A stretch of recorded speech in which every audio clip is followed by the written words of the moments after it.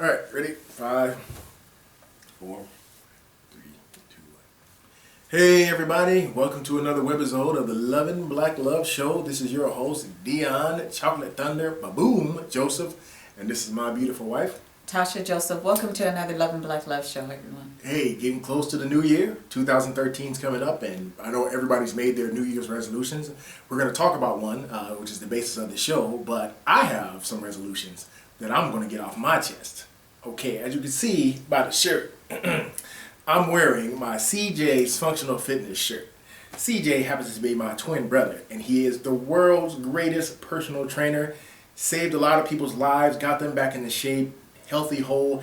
Even got my butt back into shape last June, man. He helped me get my sexy back to a whole degree. But then something interesting happened. The holidays. The holidays came, and I ate in this woman's wonderful, lovely soul food cooking. Helped add a few pounds, and I lost a couple of degrees of sexy. So now what's going to happen is I'm going to be calling him. See, I'm not just wearing this shirt just to give my brother a free plug, because I love you, bro. But also it's a cry for help. CJ, help your bro.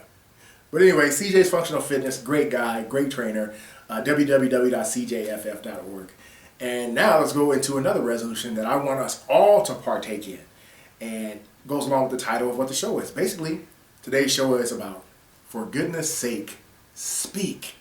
One of the biggest problems that I see in the African American community, particularly on the West Coast, I think it's just a West Coast thing, I'm not sure, is black people, for the most part, don't speak to each other unless we're in a club setting or some setting where we're forced to or have to, family reunion or something like that.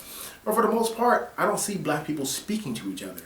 And it's disturbing to me because we have a bond. We may have been separated and spread out and slavery and all this other stuff that really did a number on us, but we do have that common bond of that struggle, civil rights era, the slavery and all this stuff. We have that in common together. So you would think that we would be more forthright in going out of our way to make each other feel special or notice or feel worthy of acknowledgement.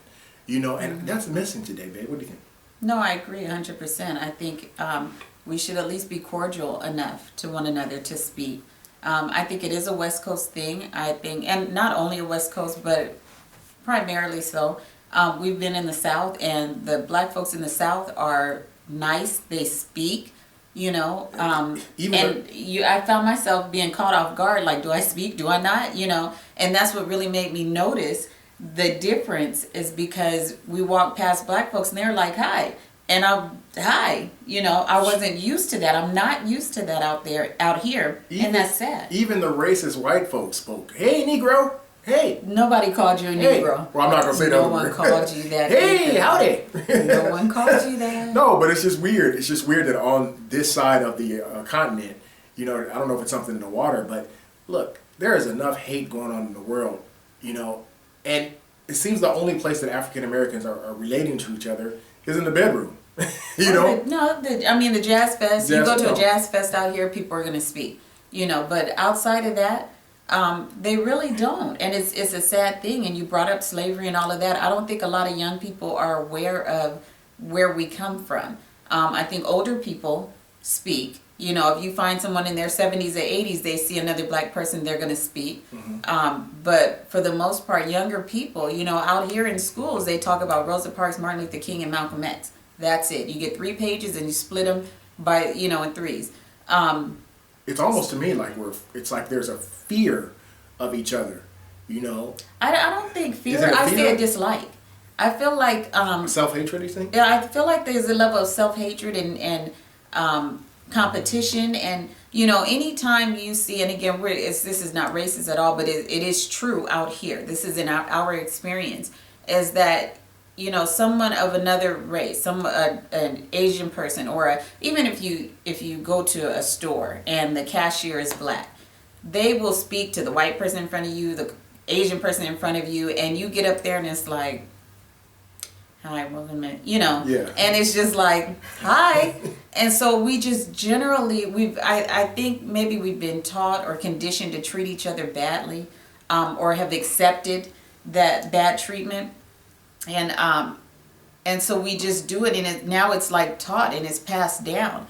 And it's really sad because, you know, there's no one else knows what it's like to walk in our shoes but us, you know. And so we know how it is every single day, and the trials and everything and the victories that we deal with, and how and what it means when one of us does something great, what it means when one of us or someone else that we know has done something bad and is missing, whatever. We know what that's like, and we are not the first ones to comfort each other. But what I do find is that we're the first ones to jump on a bandwagon when someone else does something horrible one of us. It also seems like in every aspect of African Americans welcoming each other into certain folds, it's almost like you have to go through a gauntlet of pain and suffering. I mean, just look at it's a hazing process. Hazing process. Yeah. You know, if you can't handle doing the dozens, you can't be friends with me.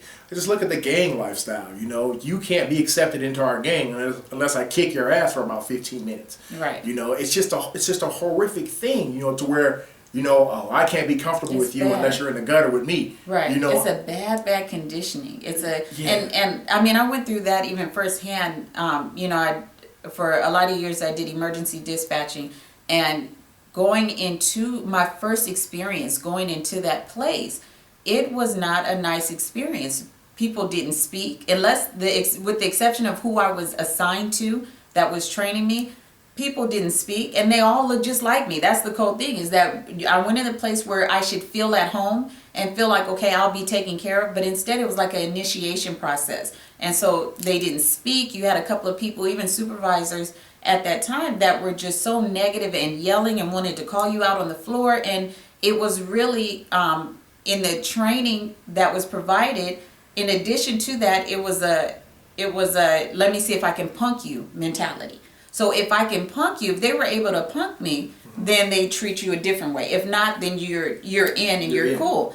And it's a horrible thing. And what I found as well is that once I transferred out and went into a new place, and I don't know if you remember, I came home and I went to same company but different location. And I walked in for the first time to, you know, get my stuff set up, and everyone spoke and was like, "Oh, you're so-and-so, you're Tosha, hi," you know, and spoke. And so my first thing, it kind of like being in the South, I was like, "Hi," you know, and I came home saying, like, they spoke to me. So is this good? Like, is this because I wasn't used to that. Mm-hmm. I had been trained that it's an initiation process when you go into a hub full of us.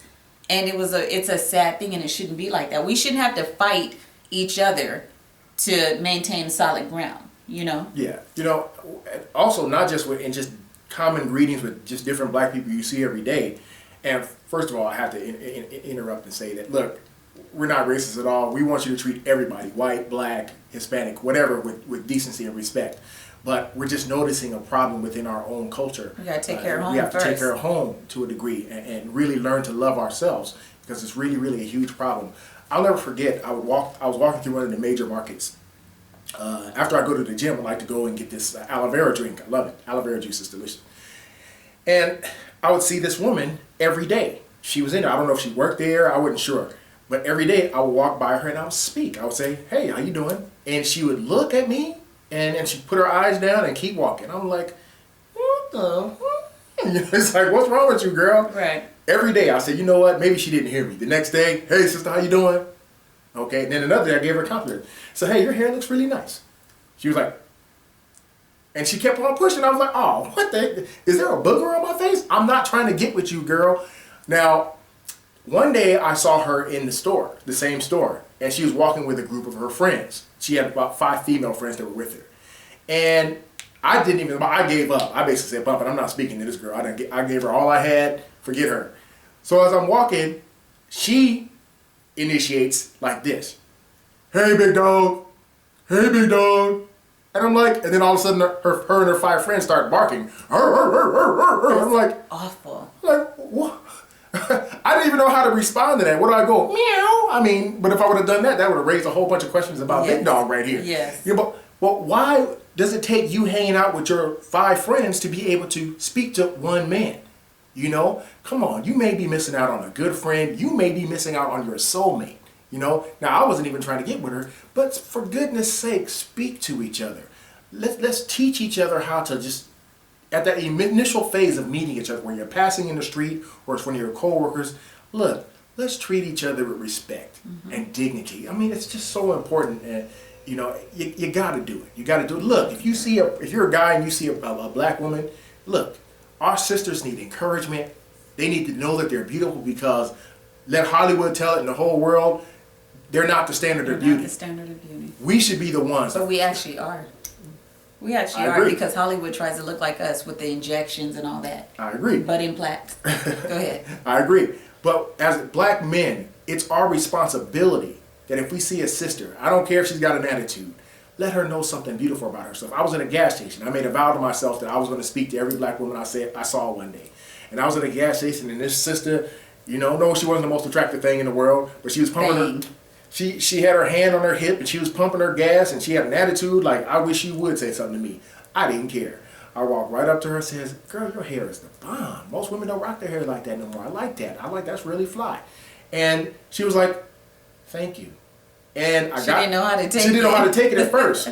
But the way I came at it was so confident. So I like that, girl. You look really cute today. And she went back into the store, came out, and her hand wasn't on her hip anymore. And when I drove off, she smiled and waved. I didn't try to get her number. What I tried to do was make her day and let her know that she's as beautiful as I know she is. Okay? And that's what we have to start doing. Black women, look, our black men have been cast aside, marginalized, kicked down. You know, look, let them know they're worthy of your acknowledgement, and say, hey, brother, how you doing? You know, don't worry about if they're going to try to get your number. Hey, just say, hey, look, no, I'm not into you. I just wanted to say good morning to you, brother, and just say God bless you today. We got to get to that at some point in this life. Your New Year's resolution. That's should be. That's your New Year's resolution. So this is your homework assignment, black people, especially on the West Coast. Okay, I guess they don't have this problem in the South. And maybe on the East Coast, maybe they have the same problem. I don't know. Here's your assignment. Go out there and find somebody black and just say hello. Just say hello, compliment them. Tell them how wonderful they are and beautiful they are. You don't have to overdo it. You don't have to try to get their number. And hey, if you want to get their number, fine. I mean, how else do you end up with this? A beautiful family, a beautiful wife, a beautiful husband, you know? But go out there and say hello, shake their hand, shake a hand, you know, say what's up. And practice it. Make it until it's second nature. And let us know how it goes. We're interested in knowing if you have situations like what you did at the gas station come up and somebody was surprised. We want to hear about it. Yeah. So that's what we want to do. So like I said, we're going to end it here.